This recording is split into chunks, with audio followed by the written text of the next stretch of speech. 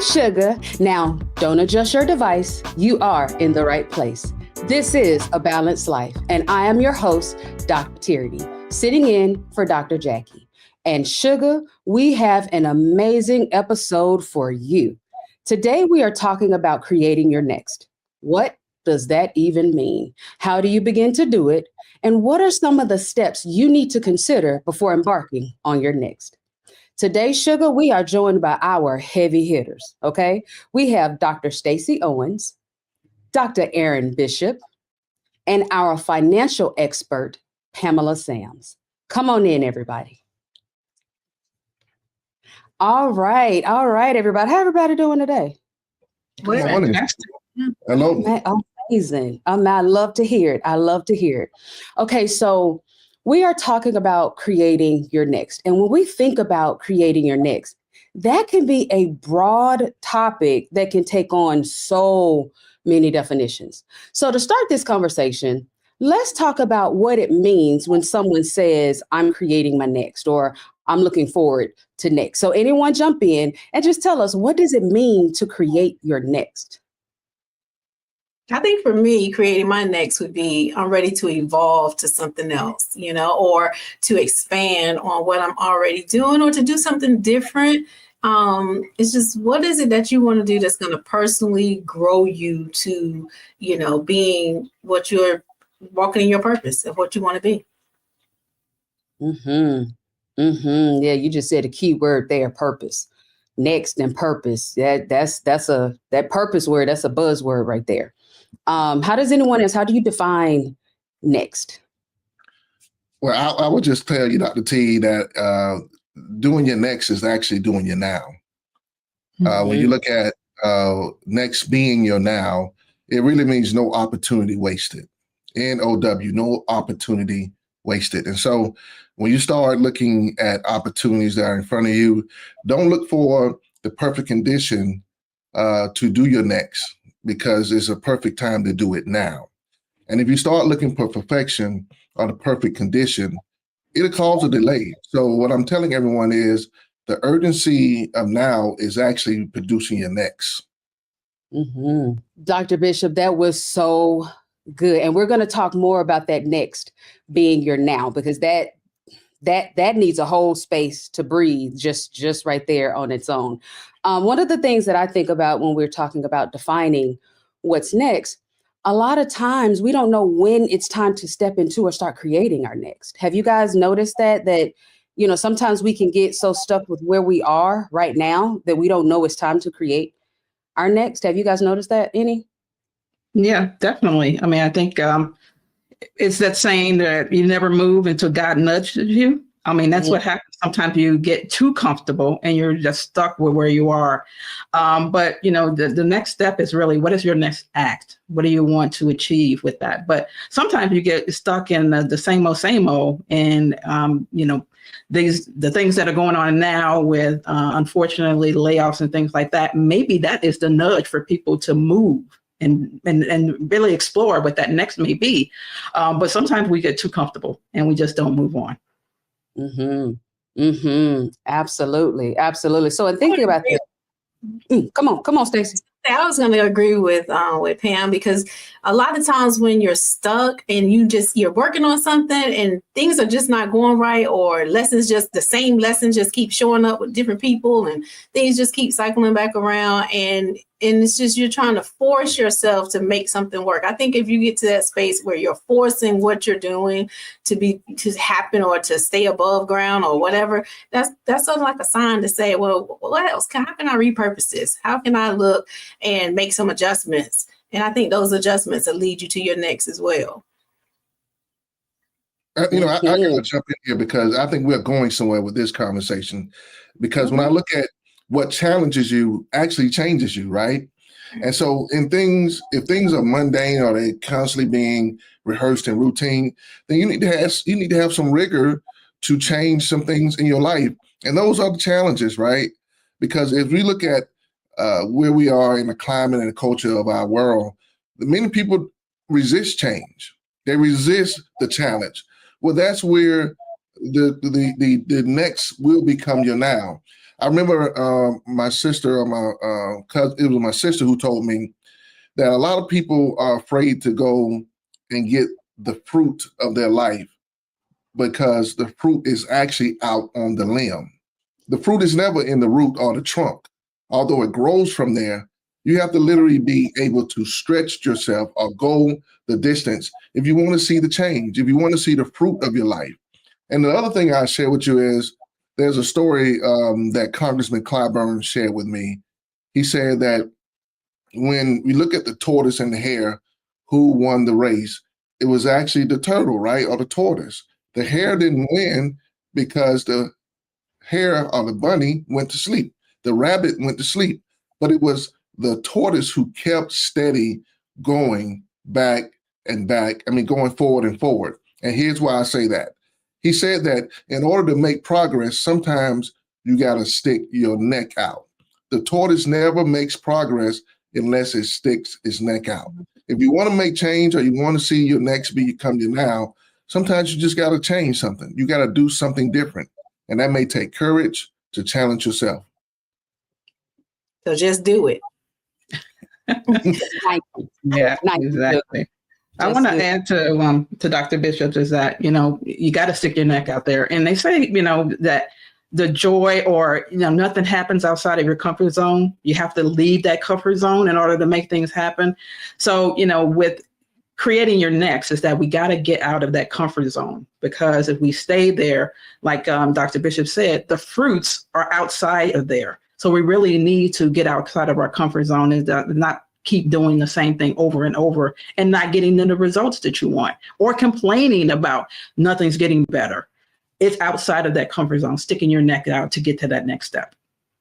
The only way you're going to get out of your comfort zone is to not be overcome with fear as well. So you got to start working on that mind garbage, that I like to call it. Work on those negative thoughts that come across your mind, work on your beliefs that you have over your time, over money, over love, all that kind of stuff. Because mindset is everything. You got to prepare your mind first so you can operate when you're outside of your comfort zone and not get stuck in that, forced to go back to what you're used to. Guys, Sugar, I hope you see that we going in. We only a few minutes into this episode, and we are going in already. You have to combat the fear. You have to step outside of your comfort zone. And that's something that I teach my clients a lot, of getting outside of that comfort zone, because a lot of time we get stuck and don't step into our next because of exactly what we just said. We get into that comfort zone. Things are so comfortable here. I don't want to step outside of that. But I love what you said, Dr. Bishop, that challenge is what really changes you. When we get uncomfortable, that's when it's usually a sign that we need to step into our next. Now, what are some of the just kind of practical, if you are seeing this, then it might be a sign that it's time for you to start creating your next. Yeah, I think you have to definitely give yourself permission to leap. We know that fear is an acronym. It says face everything and rise, right? Mm-hmm. Or also fear is an acronym for false evidence appearing real. And LEAP is actually an acronym to let everything activate purposely. So when we look at yourself permission to leap, you got to be willing to go out there and do what you know you can do. And then also figure out, what haven't I done, right? Because there are things that I believe you can accomplish if you just get over that fear, if you literally challenge yourself. I know personally, I have done some things that many teachers of my life told me I wasn't going to be able to do, like get a PhD, right? And getting a PhD was a moment of discovery. And so when you give yourself permission to leap, you're going to discover how far you can go, how far you can leap. But you got to let everything activate purposely. You got to let it be what the scripture says, let all things work together for the good of those who love the Lord, who are called according to his purpose. There's a purpose in your challenge because it will change you. That is so good. Leap. What did you say? Let everything activate purposefully. Oh, I love that. I love that. I love that. Anyone ready to take the leap? I love that acronym. I hadn't heard that. I'm going to write it down. I'm going to share it all over the place. But with that leap, I'm a planner. So you have to have a game plan if you're going to leap out there too, in terms of what that is going to look like. And if it has any financial implications, really having a strategy and a game plan. You just don't want to be out there leaping and not have a strategy because, that you're not going to be successful. So really, what does that leap look like? And what do I need to do in order to financially take that leap and make a game plan for it? Mm-hmm. Yeah, I would agree. I'm a goal setter as well. So I constantly set a goal for myself. And if I accomplish that goal, get close enough to that goal, I'm always visualizing my next. How can I expand on this? So I take risks though. I do leap, but I leap on a goal. Same planner. I'm right there with you. I am right there with you. So I hate to do this because we are on a roll, Sugar, but we have to take a quick break. All right. And when we come back, we're going to pick up with something that Dr. Bishop said earlier about how your next is now after the break.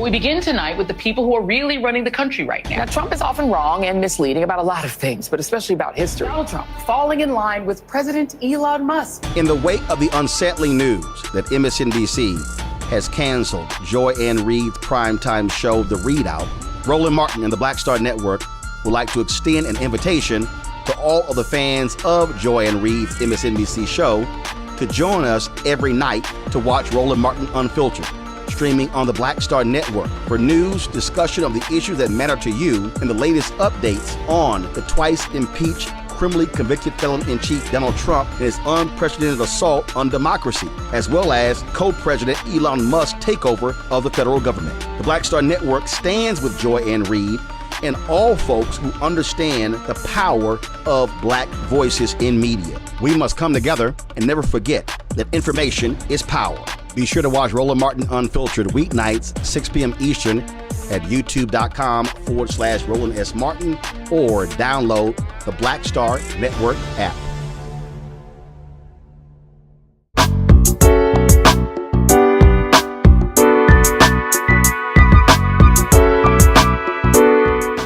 Welcome back, Sugar. Okay, so one of the things that I teach my clients is that your next is now. A lot of the times we get so focused on creating our next that we forget about what's happening now. And what you do, be clear, what you do now impacts your next.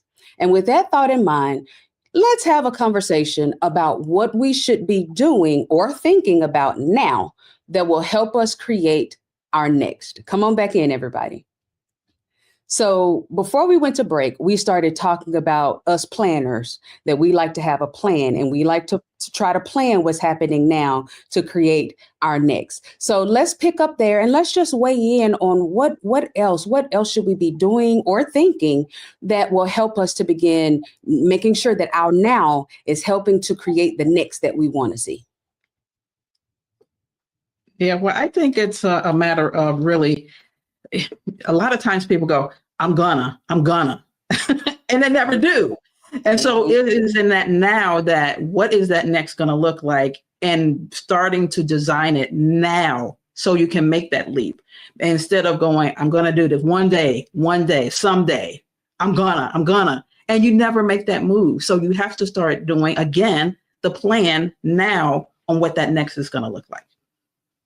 Yeah, I think that is one of the greatest mistakes is that people are waiting for that perfect time, waiting for my money to not be funny, waiting for, my family to get this way, or waiting for, and you're just waiting. Where I would say, start looking within, like everything you need, you already have it within you. So determine what your skills are, and then take those skills and determine what you want to do with your skill set. And that's when you start setting those goals and start visualizing what that end result look like. For me, I'm always thinking about, if I accomplish this, what is it going to look like for me in the end? What is it going to look like, sound like, feel like? I'm always drawing plans of what I want. Do I want this car? What is it going to take for me to get this car? Do I want this? Set those personal goals, financial goals, business goals, set all kind of goals you want, and then say, how is my skill set going to help me get there? And then just start doing it.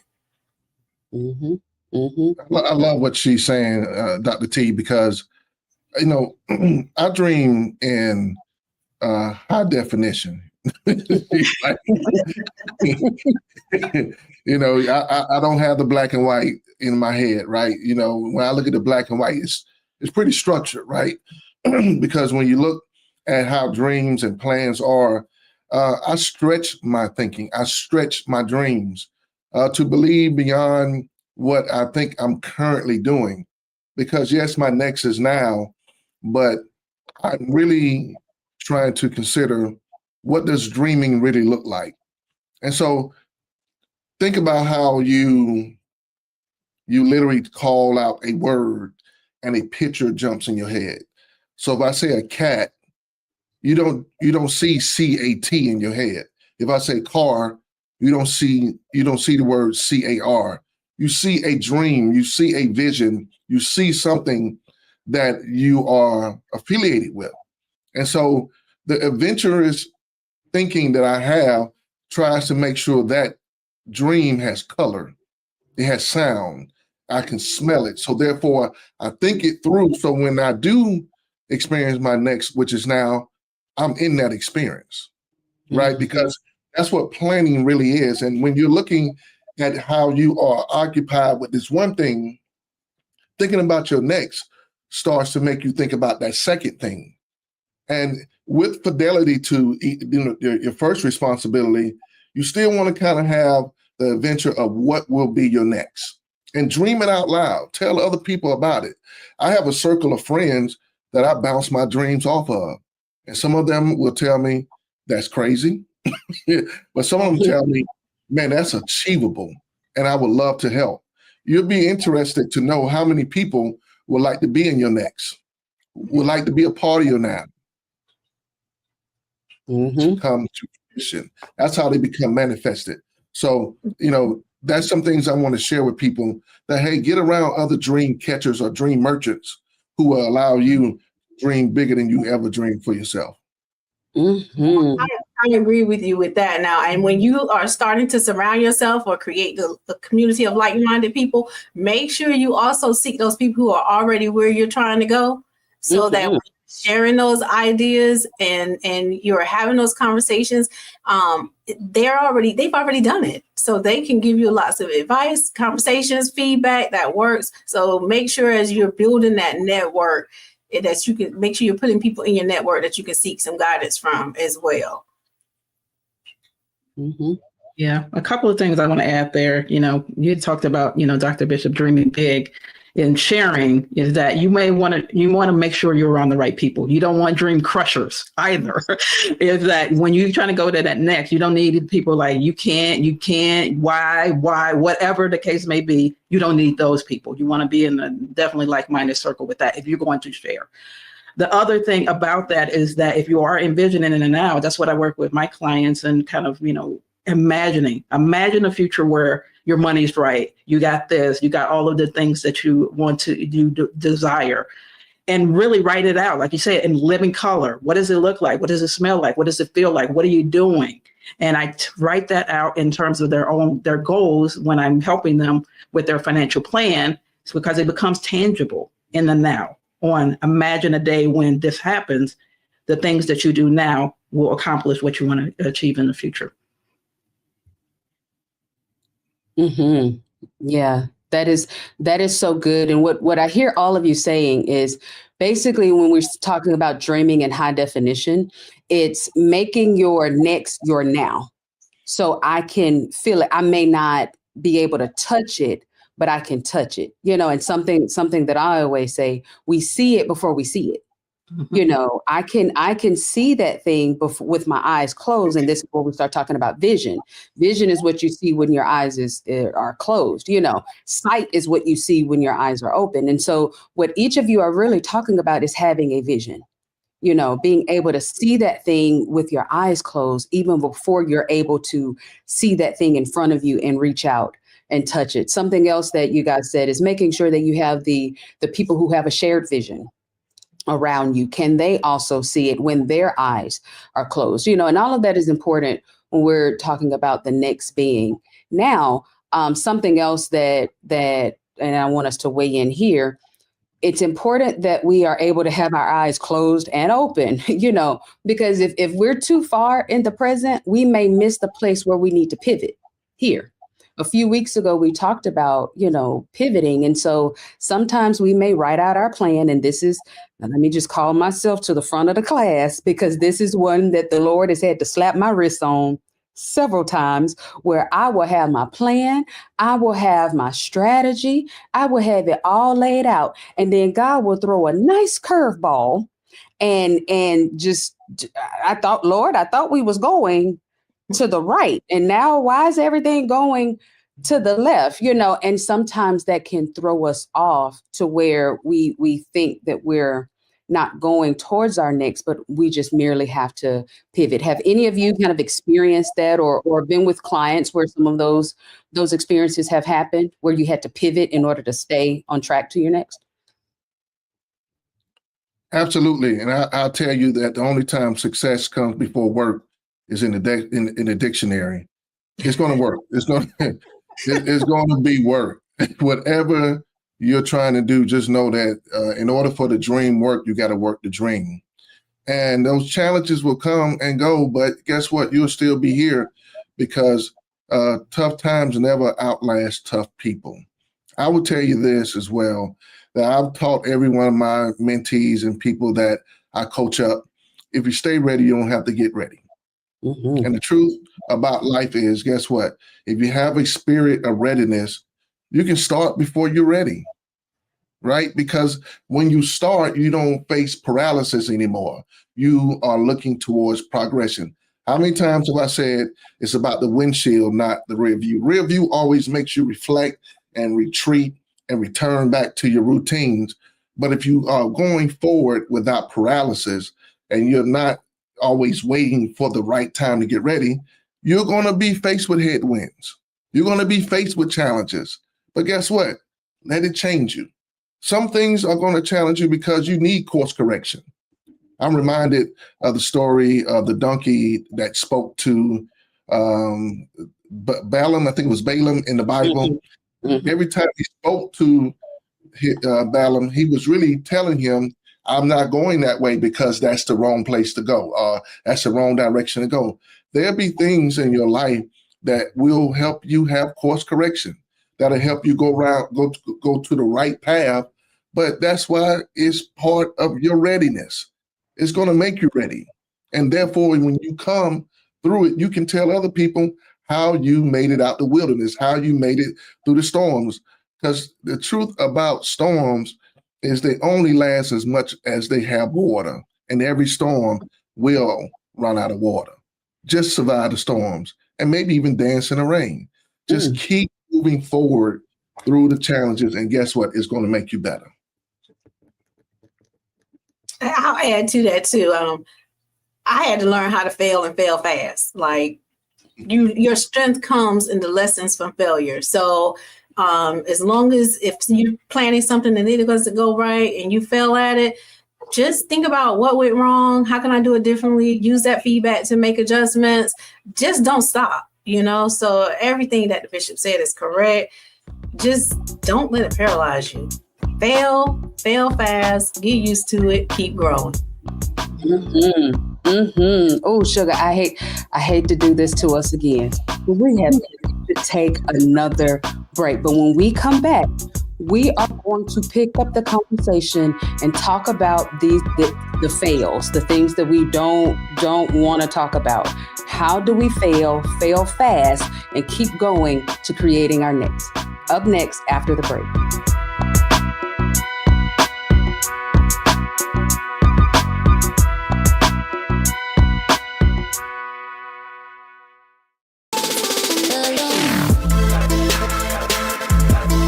y'all. Welcome to The Other Side of Change, only on the Black Star Network and hosted by myself, Bria Baker, and my good sis, Jamira Burley.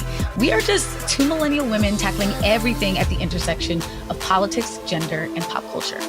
And we don't just settle for commentary. This is about solution-driven dialogue to get us to the world as it could be and not just as it is. Watch us on the Black Star Network, so tune in to The Other Side of Change.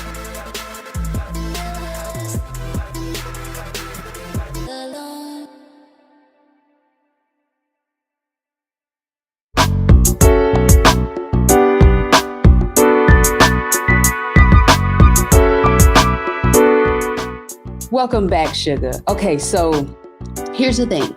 When we're talking about creating our next, it usually involves doing something new, right? That's what makes it your next, because it's something that you've never done before.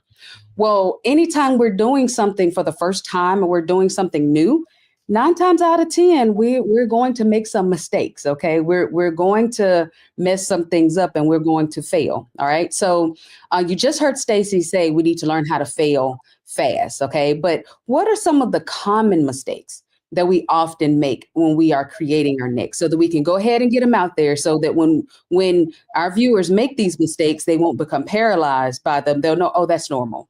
Oh, okay, well, that's usually what happens, is par for the course. Talk to me about what are some of the common mistakes that we see when someone is creating their next. Well, I think it's a matter of really trying to figure out, it's again, that fear of failure is a big thing. That's why people don't pivot or leap or do what they need to for that next step, is because of the fear of failure. But you're learning, if you start a business for the first time, they said in the first probably 3 to 5 years, you're probably not going to make a profit, but that doesn't mean that you're not going to continue down that track and learn from the mistakes as you go along. Maybe I didn't have enough financing. Maybe I didn't market right. Maybe I didn't have the right people around me. Maybe I didn't have the right staff.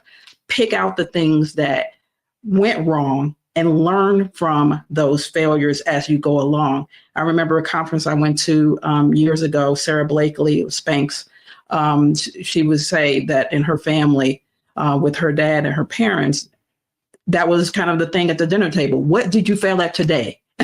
What did you learn from that failure? And then you move forward from there. So that's why, you're going to make mistakes and you're going to trample along. As they say, a kid, when they first learn how to walk, they fall down several times. That doesn't mean that they're ever going to walk in their lives because they took that first step and they failed. They get up, they keep going, but you need to learn how to do it after and pointing out those mistakes. Yeah, that's so good. That is so good. I would say also seeking guidance, so you failed, you analyzed your mistake, don't get up and do it the same way. You got to really reflect, find somebody that you can seek some self-help from, or read something about what you failed on, or find a book that you can read to help you improve on, take a class, or go seek some guidance, just looking outside of your circles of yourself so that, you can grow from what you made your mistake from. Yeah, that's really good, Stacey, because a lot of times the mistake that I see from a coaching perspective is that when we quote unquote fail, or we don't get it right, or we miss the mark, what we do is we hide. Mm-hmm. We don't bring that thing to a coach or to a mentor or someone who is doing what it is that you want to do and say, hey, I went bankrupt, or my business didn't jump off, or this isn't where it needs to be, or whatever that thing is that you are walking in to create your next. We hide it, and then our pride gets in the way. So I think that's a big mistake. When we're creating our next, our pride will get in the way, and pride really doesn't have a place when we are trying to create our next. Dr. Bishop, I see you nodding and shaking. So come on, what you want to weigh in? Come on in. Come on. What you gonna say? My sister said we need to fail fast. I also think you need to fail forward. Mm-hmm. And when you fail, you fall forward, right? Because failure is part of life. We all fall. We all fail. Understand that there will be some scar tissue once you get up. And what I love about the scar tissue is that it's just part of my battle wounds. And the things I went through that made me battle tested as a an entrepreneur, as a faith leader, as an elected official, as a father, as a husband, I show those wounds. I let people know, yeah, I got scarred on my journey to my next, right? But guess what? I'm still here. It didn't kill me. It didn't break me. I remember, speaking of breaking, I was a breakdancer in the 80s. Anybody remember those days? Yeah. I'm sorry, I didn't mean to laugh that hard, Dr. I mean, come on. I'm just over here telling you about Beat Street and breaking, right? Mm-hmm. And I had to learn this move. I really wanted to learn this move because I was part of the breakdancing crew. They needed me to perfect this move. And do you know I broke a bone trying to learn how to break dancing? Mm-hmm. And my mother said, son, it's going to break you to learn how to break. And that stuck with me, right? Because the very difficult thing that I was trying to learn to do, it almost broke me, right? Physically and mentally, but guess what? Spiritually, I was so inclined to do it. And do you know, I went and got a cast on my arm, came back and did the same move all over again in the middle of Main Street. And everybody was like, look at the kid with the cast doing that move. Mm. He's amazing. And so there are going to be people who are fascinated and even people who will celebrate you because you've shown your wounds. You showed how you failed, but yet you got back up and you have scar tissue. But guess what? You're successful. Mm-hmm. So I don't want to hold the whole line hostage, but I think that's just part of it. You got to fail forward. Can you still do that move today? I know. I was going to say, can you do that move today, Dr. Bishop? We got to see it now. Hey, listen, I'm doing it, but it's called boots on the ground. Where the fans at? But no, that is so good. That is so good because when we're creating our next, that's where in the church we would say our testimony, mm-hmm. and we tell our testimony, and it encourages others. You know, that's why it's important that we do that and we have that transparency. Not this, just that it helps us and someone could come alongside us and say, hey, let me show you how to do it. But also it helps those that you may not even know are looking at you or are inspired by you. You don't have to be on this platform that we're on in order to inspire other people. You inspire people on your job. You inspire people, in your day-to-day in the grocery store. So that is very, very important and what you said, that is so good. So good. Anybody else? Stacy, Pam? Well, I mean, I think it's a matter of really the learning. Again, we had talked about learning and getting the guidance and the coaches to surround you as you go through learning from the process of failing with that. I always say, I think we had talked a little bit about pivot before in the last segment, is that if the door doesn't open, it's not your door. You need to keep going and then find out what that is. You may fail the first time. You may fail the second time. I mean, they always say, Edison, how many times did he take to really get a functional light bulb, a gazillion different times. So really, that keeping learning, learn from your mistakes, but don't keep making the same one. Get some guidance, get a coach, learn how to be successful. I think that's kind of the message is that here is really, you're going to fail, you're going to break, things are going to happen.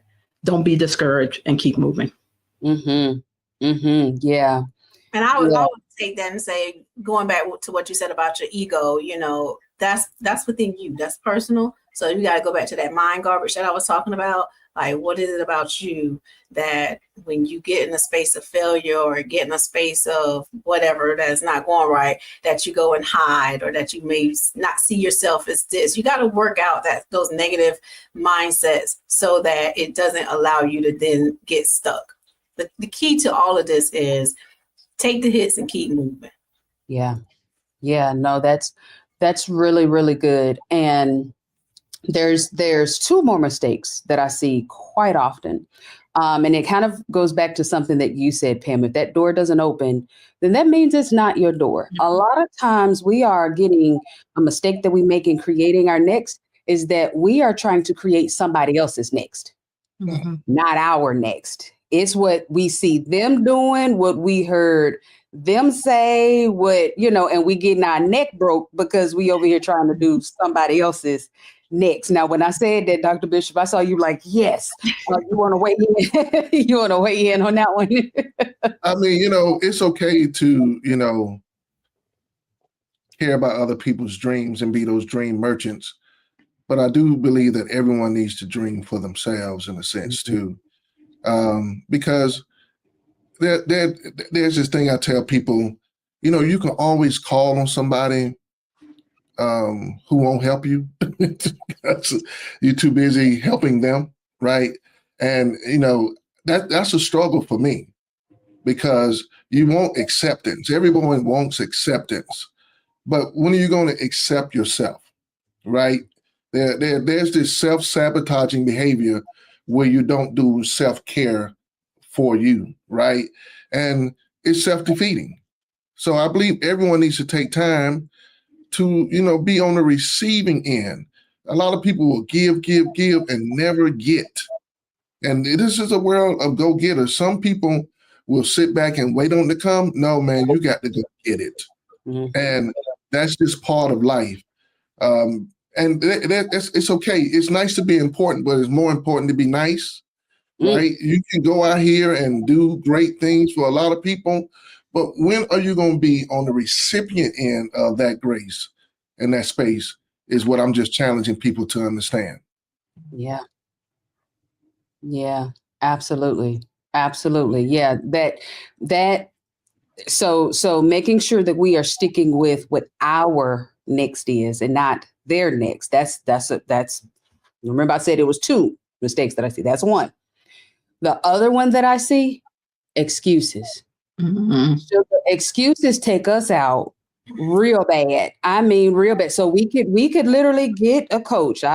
and the person that's doing what it is that you want to do, and they're telling you, well, no, you have to do this and this. And every third word, well, I can't, well, because my foot hurt. And then you either want progress or excuses, but you can't have both. You can't have your next and your excuses. We have to choose. Is that something I see everybody nodding with me? Is that something that you guys have heard, like the excuses or what are actually, let me ask this in a better question. What are some of the common excuses that we often make as we are thinking about or trying to create our next? Yeah, I mean, I think for me, what I see is a lot, of course, as a financial advisor, I haven't got the money. I can't do this. I can't do that. I'm too broke. I got to do this first, whatever. And that's where the planning comes to place with a professional. Okay, what do I want to do? What does that next look like? And what are the resources you need in order to get there without the excuses that I'm never going to have the money, I'm too broke, I'm too poor, whatever. You need to learn what it is that you want, what it looks like, and what is the dollar amount or the cost of it. And then you devise a plan or a strategy without all of the excuses that I don't have the money, I ain't got this, I got that. Nobody in my family ever did this, whatever the excuses are. But that's what I see a lot. Go with that time. I don't have time. So everybody gets the same 24 hours. Everybody might have to work a 9 to 5 while they're working on their dream. And then eventually your dream will manifest itself to such a point where it can replace your 9 to 5. But you got to figure out what you want to do and how you want to do it, and then put the time to do it. Because, time management is totally up to you. It leads to procrastination when you have those kind of beliefs. And the underlying of that is just the fear. You just fear to step out there and want to do something different. That's it. Yeah. I want to add to that as well is that, with the time factor is that, the time is going to pass away anyway. And that was really got me with during COVID. I mean, we weren't doing anything but in our house, basically 24/7. There was so many excuses I had. You could finish the certificate program, get the degree, whatever. That was the time to really manifest some things, put it into place, because you have plenty of time. But that's what I see a lot is like the time is going to pass away anyway. It's like, I need this other certification to get to this next. You're going to be 5 years older anyway. It's going to happen. Within that 5 years, you could have 2 certificates, 2 degrees, whatever. It's going to pass away anyway. So time is never an excuse. Time waits for no one, Sugar. But we have to take a little time right now, and we have to take a very quick break, Sugar. But do not move. Hold your pen, hold your pad, because we are coming back with some action tips that you can use to help you start creating your next. After the break, in a moment.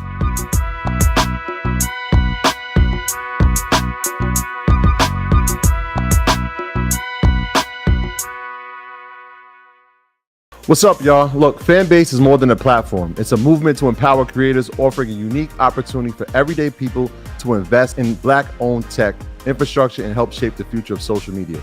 Investing in technology is essential for creating long-term wealth and influence in the digital age.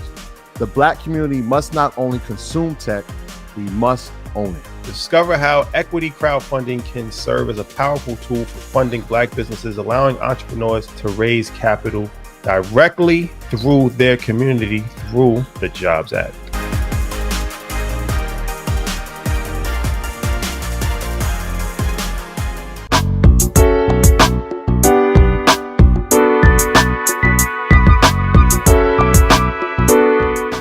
Welcome back, Sugar. Okay, so we've shared a lot of great information today, okay, about creating our next. But what good is information without activation? And this is my coach coming out. I like to see some movement. I like to see some activation. So I think it would be good for us to share one or two just action steps that everyone watching can begin doing right now, today, to begin creating their next. Anyone jump in, one or two action steps that you would give. I think everything begins and ends with you. So the first thing you need to do is sit down and create a list of the skills or the goals or the things that you want to work on. It don't have to be the exact, just brainstorm and just throw everything on the list and then start that process of elimination to help you determine what you want to work on next.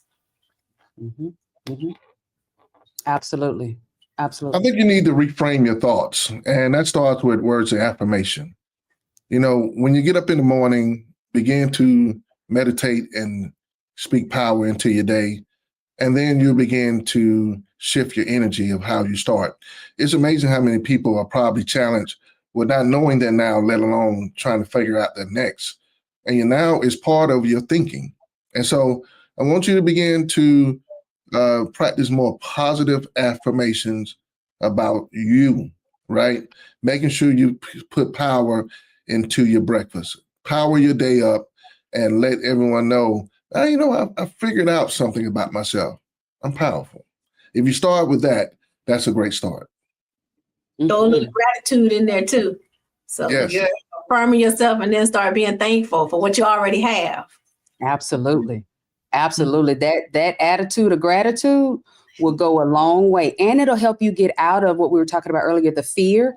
Because once you take your eyes off of your fear and put it onto your faith, basically, in that gratitude piece, you will be amazed at the things that you'll just start doing just automatically just from practicing that gratitude. Oh, yeah, that's so good.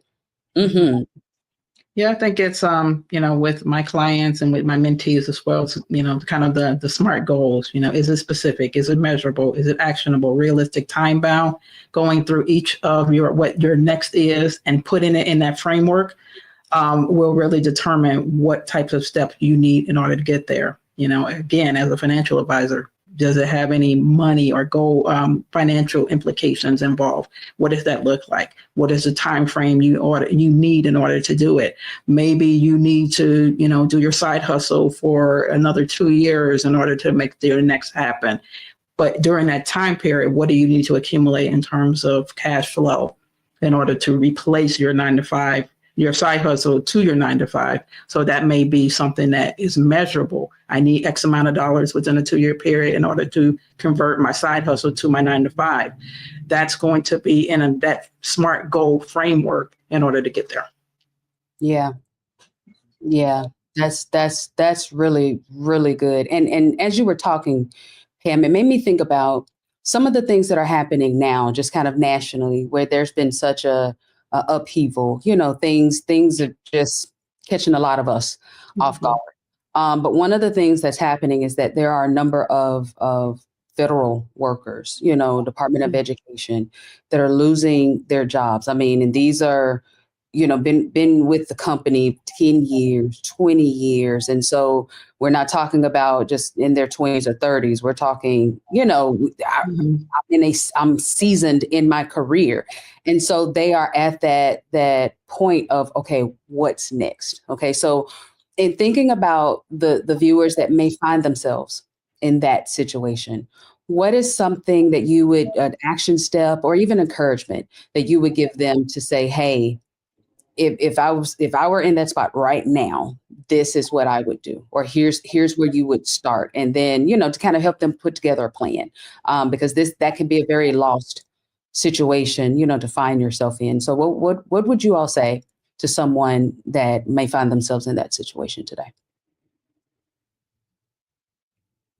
Well, I think it's again taking an assessment of where you are. It happened. You have to kind of deal with it. It's just like, mourning a loss. You had a job for a certain period of time. You have to give yourself some time to kind of go through the emotional part of it as well, because, you go to the job one day and unfortunately you get a pink slip and then the next day you're not. So it is going to be some emotional. But once you kind of get through the emotion pieces, that take an assessment. Where am I in my career? Can I still use the skills that I have in order to parlay that into another career, or do I need to retool in order to move forward with that next? Am I at a point where perhaps I don't want to go back to work? Am I at a point where I can retire? What does that look like? What resources do you have in place? Do I have enough reserved in cash reserve? Do I have enough in my 401k? What do my benefits look like? That's another assessment. So it's really right now assessing what do you want, which way you want to go first. Do I need to retool in order to continue work, or do I want to retire? And then what does that look like as an assessment? What are the things I need to know in terms of my Social Security benefits, my pension, my investments? Can it happen? And then really consult a professional to kind of go through it with you once you've taken assessment on which direction you want to go. Mm-hmm. I would tell you that. Go ahead, sister. I was just going to say, I agree with Pam. You just got to research the shift. So everything is shifting. Where is it shifting to? Because somebody's going to have to do something to wherever it lands. So as we are assessing where these shifts are going, then align yourself. Can I align myself to this new space? So when you talk about the Department of Education, you got all these homeschool co-ops popping up and all these different, it's just being redefined, and it's starting to look different. Can I align myself to any of those spaces and with my current skill set, and then start preparing myself to do so? So, but you do have to deal with that emotional piece first. So you got to get over, this happened to me. I'm upset about it happened to me and how it happened to me. Breathe through it, work through it, and then keep moving. I'm so glad you said grief, right? Because grief is the loss of anything. And certain churches, or some churches, have grief counseling. And so I would tell you that if you go to a church that has a grief counselor, get that grief counseling, but also increase your prayer life. The same God that gave you that opportunity that just has just terminated or been that let you go, same God can give you another opportunity. But here's the shift. Think generationally. One seed, one plants the seed, one water, and then one gets the fruit. In life, I've had to learn that jobs will lay you off. Mm-hmm. I've been laid off twice until one day I woke up and said, you know what? I'm a third generation entrepreneur. And so the same time that I was investing in a company, I started investing in myself. Invest in yourself and think generationally that it may be a company that you will start, that your children's children will inherit. And here's another thing that was a part of my pivot when I got laid off. I started volunteering. Mm-hmm. Well, that's crazy, right? If you telling me to volunteer and I'm trying to look for my next check, when you volunteer at food banks or volunteer at those other networks, guess what? Other people who have companies who have a heart of philanthropy, they're actually there volunteering as well. They may see your work ethic at the food bank or at the shelter and say, hey, tell me about your background. And next thing you know, you land you another opportunity. There's so many ways to get back up again. All I'm telling you is just get back up. Don't lay around. Don't sit around. Don't fall into depression. Just know that God can do what he said he'll do. And guess what? You will wake up one day and say, he did it again. And hopefully he'll do it for generations to come. Absolutely. Can we pass the collection plate, please? Go ahead and pass the collection plate because but I love everything that you said. And that was actually going to be my takeaway, for everyone is to get a coach. I will say that till I'm blue in the face, get a coach, get a therapist and a coach, because a coach can help you save a lot of time, a lot of money, a lot of mental frustration and emotional strain when creating your next, and I'm not saying this just, she say that all the time because she's a coach. No, sugar. When I lost my job, when the rug was pulled from up under me and I had to think about what was next, I'd spent all of this time building this career and these more degrees than a thermometer. And it's like, wait a minute, what am I going to do? The first thing I did was get a coach. Fran, she helped me to shift my mindset, and do all the things that we've just talked about, but not just so that I can start creating my next, but so that I could be ready to truly receive the next that God had in store for me. So sometimes when we're talking about creating our next, it's not just, what's the next thing that I'm going to do? It's also, what's the next version of me that is going to, come forward. So I love everything that you said, Dr. Bishop, and volunteering. Yes, I did that, did that too. Spending that time in prayer, giving yourself the space to feel what you feel and grieve, and making sure that you are researching the shift. Yes, things are no longer happening over here, but that does not mean that God is not moving. We just got to look and say, okay, well, where he moving me to, and make sure that we are in the flow of the shift and we are ready to continue to create our next in alignment with what he's doing in the earth. Look, Dr. Bishop, you done took me to church, took us to church. This is so good. Okay, so Sugar, I hope you have your pen and your pads and you've taken these amazing notes down, because I told you I had my heavy hitters. Sugar, I told you we had our heavy hitters with us today. All right. Now, Sugar, we have to take one more break, but when we come back, I will give my reflection after the break. Stay tuned, Sugar.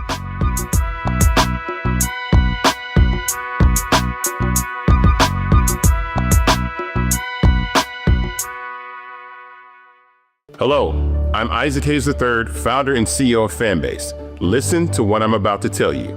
The window to invest in Fanbase is closing. We've raised over $10.6 million of our $17 million goal. That means there's room for less than 6,370 people to invest in Fanbase for the average amount. The minimum to invest in Fanbase right now is $399. That makes you an owner in Fanbase today. Go to startengine.com/fanbase to invest. Why? Because current social apps have taken advantage of users for far too long, with content suppression, shadow banning, harmful racist content, and no real tools for monetization and equity. Fanbase has over 1.4 million users and counting, allowing anyone to reach all their following and monetize their content from day one. Social media is the new TV, and whoever owns the apps that distribute that content have the opportunity to own potential billion-dollar companies. While big platforms with uncertain futures are failing to serve their users, Fanbase is stepping up to fill the gap. Don't wait until it's too late. Invest now, invest for yourself and your future. Go to startengine.com/fanbase and own the next generation of social media.